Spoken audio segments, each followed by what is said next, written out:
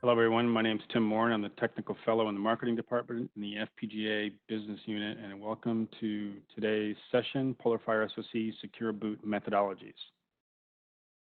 Here's our agenda. We're going to talk about threats. What are threats, how we view threats, and what do we design around these threats? How do we design around these threats, which is really what we mean about security.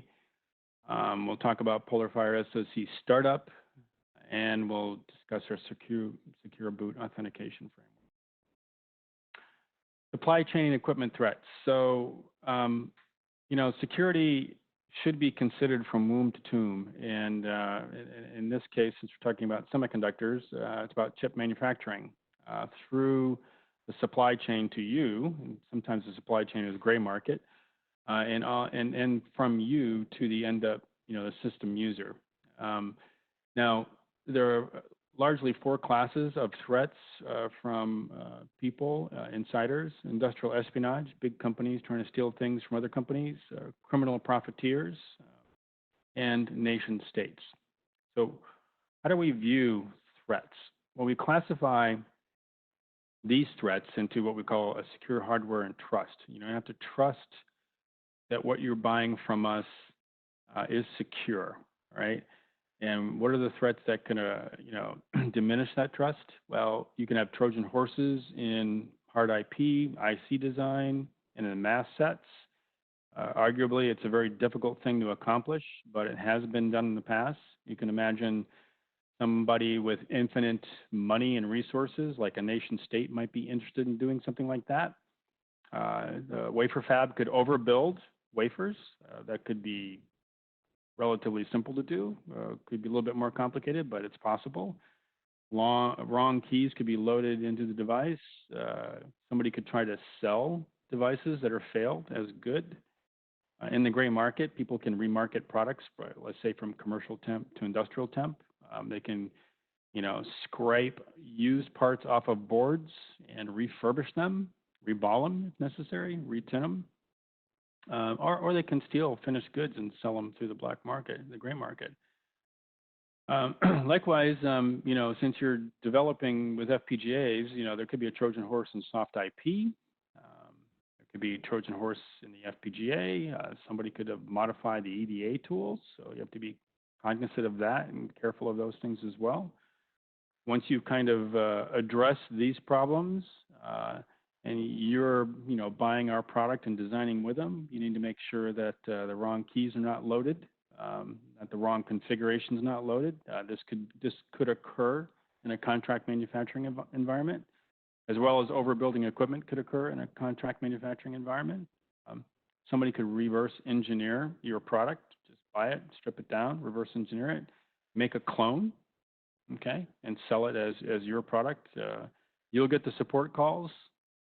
And the other company will actually, generate revenue.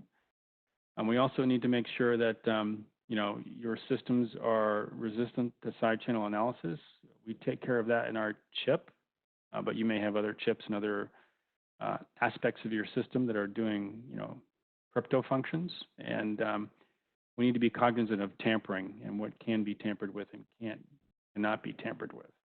And once you kind of button up all those loose ends, then you can feel the system, okay? And there are some concerns, in fielding systems that perform crypto functions.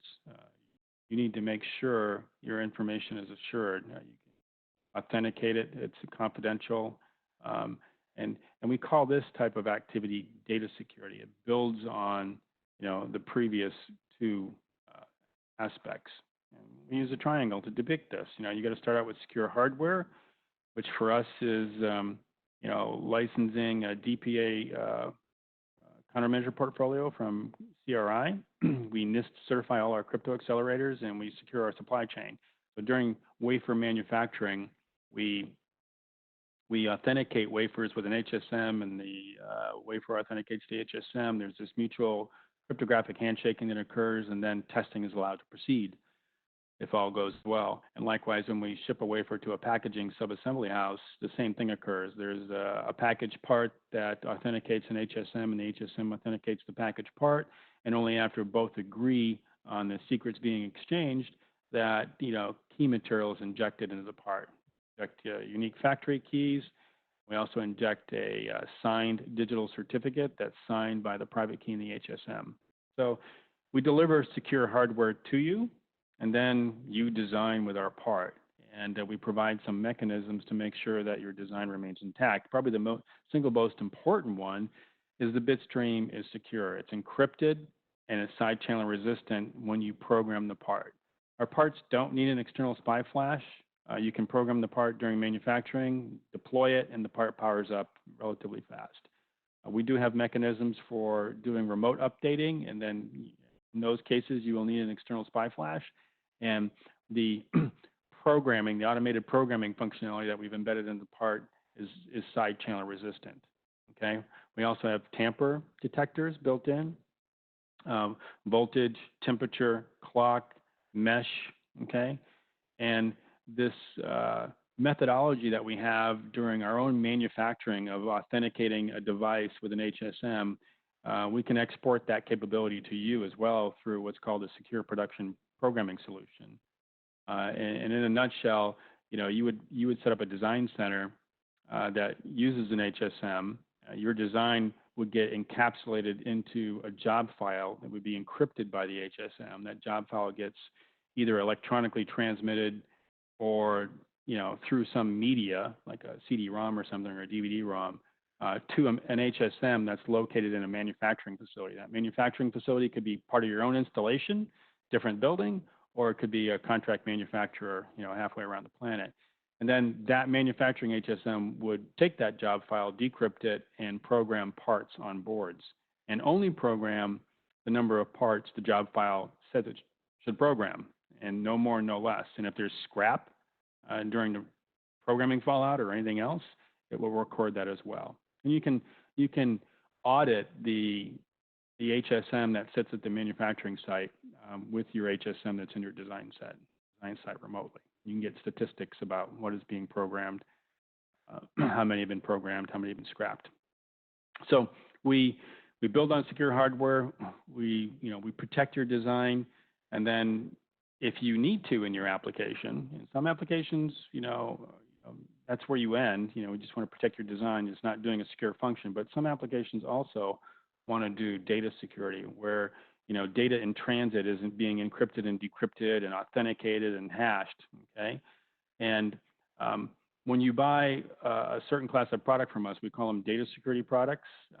You get what's called a pass-through license from CRI, Rambus, and what that allows you to do is make side channel resistant IP or purchase side channel resistant IP that exists in the FPGA fabric or runs as C code, embedded firmware on the processors in an SoC FPGA without having to negotiate a separate license with Rambus. We take care of that for you.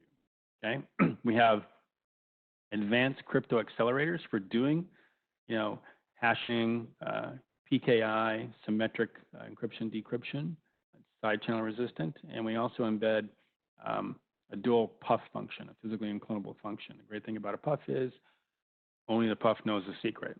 So you remove kind of like an insider from having to inject keys into a part. Okay, you can use this PUF as a root key in a key, tree type of protocol. Okay, and that's embedded in our parts as well. So we have a layered security approach, and we've got a solid foundation for you to build applications on top of it. And PolarFire SoC is new, so it's got a processor, so we have to provide some kind of a methodology for doing it. Now, PolarFire SoC is an SoC FPGA, and it consists of a 5-core RISC-V processor subsystem. There's a system controller, which is responsible for booting the chip up, including the FPGA. There's a 128 KB boot flash, and we have a couple of secure boot methodologies, which we'll talk about in a second. So the system controller is responsible for powering up the chip, okay? And it powers up the FPGA first, and it takes less than 10 milliseconds for IOs to start toggling, okay? Then the monitor core will perform low-level initialization of the processor subsystem. Okay? It configures the reset vectors of the RISC-V processors and releases the RISC-V processors from reset.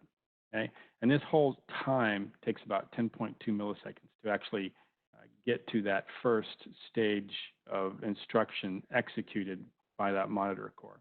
So the system controller powers the chip up, resets the reset vectors for all the chips, and then will DMA some code into some local memory in the E51 address space to perform the secure boot function. And it takes 10.2 milliseconds to get there. All right. Now, the system controller is our root of trust in the chip. Okay. It decrypts the bit stream in a DPA-resistant manner. Okay. It sets tamper alarms, voltage, temperature, clock monitoring, mesh. Okay. Provides system services to your application. All right. Programming, for instance, if you want to do a remote update. If you want to use the PUF, if you want to read and write to on-chip flash, secure non-volatile memory, you want to read out the unique device ID, or do you want to read out the device certificate? And there's a host of other system services as well that are provided by the system controller. So even though the system controller is responsible for powering up the chip and decrypting the bit stream during programming events, when it's idle, you can use it for other functions. Okay. Now, the system controller is our root of trust, so it's protected by an active mesh. We have scrambled buses. We do error correction and scrubbing on memories and other things. And as I mentioned earlier, it powers up the device in an orderly fashion, and it powers it down as well. Now, PolarFire SoC has 4 different boot modes. Mode 0 is idle in the core complex, which is the CPU cluster, idles. That's how we ship the part to you. You can connect a JTAG programmer to your board and the device and inject some code into a memory space, SRAM, and execute that code, which is great for building up bootloaders and designing and debugging them. There's a non-secure boot mode 1, where the core complex boots from an address defined by this variable UMSS boot address. And typically that would be the starting address of the flash memory block. There's a user bootloader, which we'll talk about later, but the system controller boots from, the core complex boots from some code that the system controller copies from SNVM into that scratchpad memory. And then there's the factory bootloader, which we'll discuss here in a second. That's our default, Microchip secure boot method. Okay? Now, when the boot configuration is set to 3, okay, this is what, when boot mode is set to 3, this is what the configuration variable looks like. There's a secure boot image certificate that is created and used as part of the secure boot process. And this pointer points to where this exists in the MSS address space. You can actually put it in RAM if you wanted to during debug and the like. But for production systems, this will actually be a pointer to the non-volatile memory. Excuse me. So this is the authentication framework. This is the non-volatile memory and how it's mapped. It's 128 kbytes.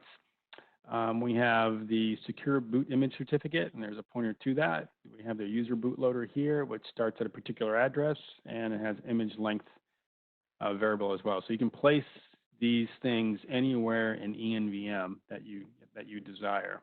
Okay, this is the certificate. It contains the address of the user bootloader and SoC memory map, typically flash, the size of the bootloader, the boot vector for the UBL for the monitor core, where does it need to jump to after it's been authenticated, and the boot vectors for the user cores. Okay, they also contain a hash of the image and the signature of the image, and we use elliptical curve digital signature authentication to sign and verify that image. So the system controller is integral to this process. Okay. There's 2 components of memory to the system controller: private non-volatile memory and secure non-volatile memory. The private non-volatile memory is unique to the system controller, and it contains some data that is critical to the secure boot process. It contains a user code signing key, which is the public key of the private key used to sign the image certificate, okay? And it stores the address of the image certificate in this variable. Okay, so with these two, the system controller can go off and do a signature check of the user bootloader image. Okay, and these are programmed with the device as part of the bit stream. Okay, they are a bit stream component. There are many components to the bit stream. The fabric is a bit stream component. The non-volatile memory, the ENVM, the 128 GB ENVM is a bit stream component. The SNVM is a bit stream component.